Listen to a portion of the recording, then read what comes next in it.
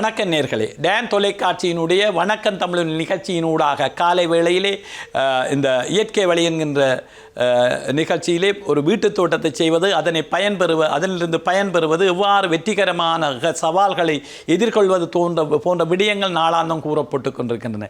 இன்று எங்களுக்கு இருக்கின்ற மிக பெரும் சவால் இந்த அதிகளவான அடைமழை, அதன் பின்னர் ஏற்படுகின்ற பெருவெள்ளம், அதன் பின்னர் ஏற்படுகின்ற நிலைமைகள். இது இன்று எங்களுக்கு ஒரு பெருஞ்சவாலாக இருக்கின்றது. அந்த நிலைமையை வெற்றி கொண்டு அதிகரித்து வருகின்ற மரக்கறிகளுடைய விலைகளை சமாளித்து நாங்கள் எங்களுடைய வீட்டுத் தோட்டத்தை மீண்டும் காய்க்கச் செய்வதற்கான வழிமுறைகள் உங்களுக்கு கூறப்பட்டு கொண்டிருக்கின்றன. அதற்கு படிப்படியாக என்ன செய்ய வேண்டும் என்கின்ற விடயங்களை கூறியிருந்தேன். இதை அடுத்ததாக நாங்கள் சேதன உரங்களை, பசலைகளை, அதாவது பயிர்களுக்கான ஒரு மீட்சிக்கான வேலைகளை செய்து நாங்கள் அவற்றை செழிப்படைவதற்கும் பூத்து காய்ப்பதற்குமான சேதன உள்ளீடுகளை அவற்றுக்கு இட வேண்டியவர்களாக இருக்கின்றோம். போசனைகளை வழங்க வேண்டியவர்களாக இருக்கின்றோம். அதற்கு இந்த மழை காலத்துக்கு ஏற்றால் போல நிலத்தை உலரச் செய்வதற்கு பொருத்தமான உமிக்கரி, அதே போல உமி, அதே போல உலர்ந்த மாட்டெரு, அதே போல உலர்ந்த கூட்டெரு போன்றவற்றை நாங்கள் பயன்படுத்துவதனூடாக அவற்றுக்கான செழிப்புத்தன்மையை அதாவது வேர்பகுதியிலே அவற்றை நாங்கள் வழங்க முடியும்.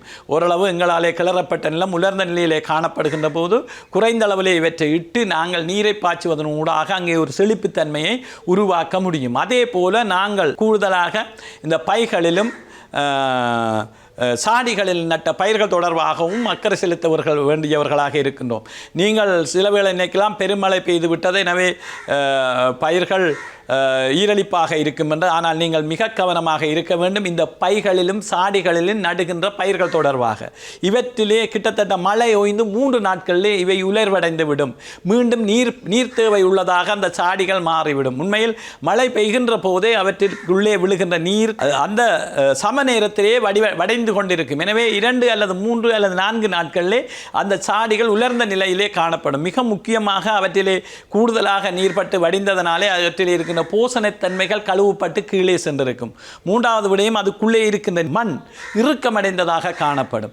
எனவே அங்கே உலர்தன்மை ஏற்படுகின்ற போது உங்களுடைய சாடிகளிலும் உங்களுடைய பைகளிலும் நட்டிருக்கின்ற பயிர்கள் வாட்டமடையக்கூடிய நிலைமை ஏற்படும், அல்லது அவை பட்டு போகின்ற ஒரு நிலைமை ஏற்படும். எனவே அவதானமாக இருங்கள். மழை பெய்து விட்டது தானே, எங்களுடைய பயிர்களுக்கு நீர் தேவையில்லை என்பதை நீங்கள் என்று நினைத்து விடக்கூடாது. உண்மையில் அவற்றிலே கவனமாக இருக்க வேண்டும்.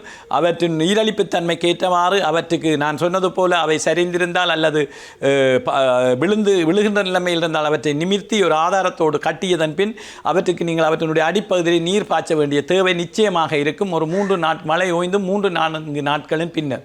எனவே இவ்வாறானவற்றுக்கெல்லாம் நீங்கள் நிச்சயமாக ஒரு இயன்றவரை உண்மையில் ஒரு சாடிக்குள் அல்லது பைகளுக்குள் அவற்றை கிளறி பண்படுத்துவது மிக கடினமாக இருக்கும். இயன்றவரை அவற்றை கிண்டி அவற்றுக்கு நிச்சயமாக நீங்கள் சேதன பசலைகளை, மிக முக்கியமாக மண்புழு உரம், உடனடியாக பயன் தரக்கூடிய மண்புழு உரம், அதே போல கூட்டெரு போன்றவற்றை நீங்கள் அதனுடைய அடிப்பகுதியில் இடுவதனூடாக அவற்றை செழிப்படைய செய்ய முடியும். மிக முக்கியமாக உங்களுடைய நோக்கம் இருக்கின்ற பயிர்களை பிடுங்கி புதிய பயிர்களை நடாது இருக்கின்ற பயிர்களை மீண்டும் செழிப்படைய செய்து காய்க்க செய்வதுதான் உங்களுடைய நோக்கம்.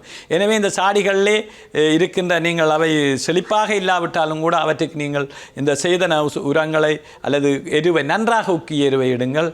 அதே மாதிரி உமிக்கரி போன்றவற்றை அவற்றினுடைய அடிப்பகுதியிலே இட்டு மண்ணோடு சேர்த்து கிளறி விடுவதனூடாக மீண்டும் அவற்றை காய்க்க செய்யக்கூடியதாக இருக்கும். எனவே இந்த சேதன உரங்களோடு இன்னும் பல வழிமுறைகள் இருக்கின்றன. தொடர்ச்சியாக இந்த நிகழ்ச்சியோடு இணைந்திருப்பதனூடாக அவற்றை நீங்கள் அறிந்து கொள்ள முடியும் என்று கூறி விடைபெறுகின்றேன். நன்றி, வணக்கம்.